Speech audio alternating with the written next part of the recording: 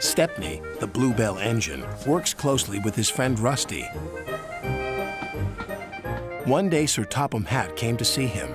"Rusty tells me you're in need of a change, so I want you to help Toby and Mavis in the quarry." "Oh, thank you, sir," said Stepney. "Shall I be away long?" "Just today. But please be careful.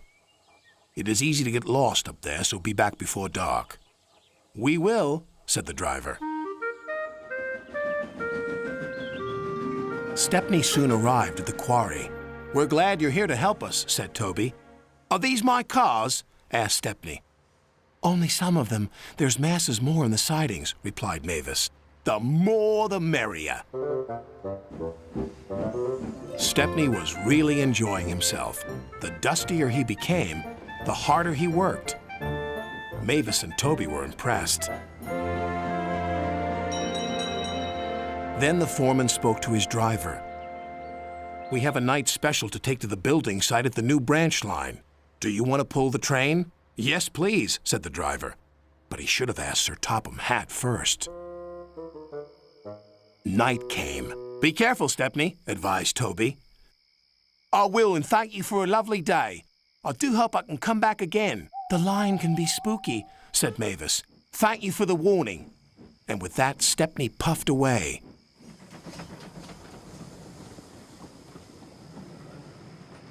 Stepney arrived on time and made the delivery of rocks and stones for the workmen. Then he set off for home. That's when the trouble began. The fog came down. Mavis was right. Suddenly everything does look spooky. "There's a signal box," called his driver. "And the signal light is green. Someone must have been expecting us." But they weren't.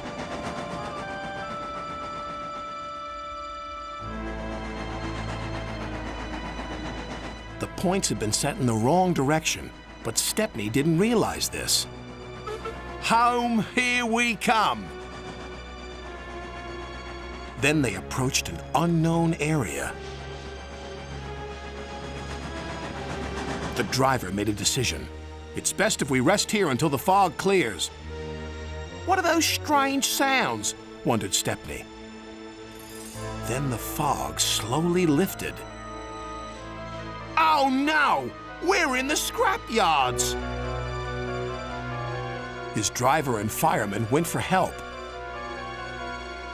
Stepney was all alone, but not for long. 2 diesels approached.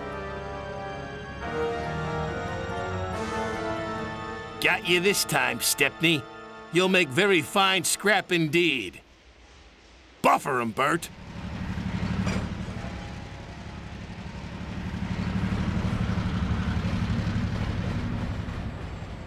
The diesels took him to the large smelter shed.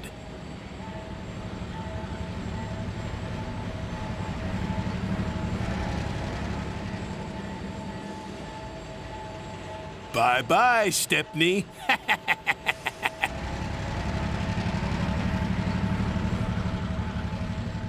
Stepney looked up. Above him was a huge grabber. "This engine's not for scrapping."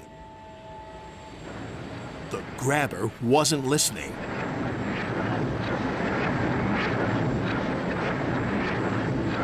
But just as it was about to grab hold of him, it stopped.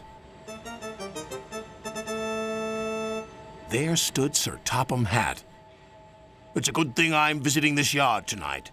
Saving you from scrap is becoming a habit, Stepney. Please stop it." "Yes, sir. But I have learned something." "What's that?"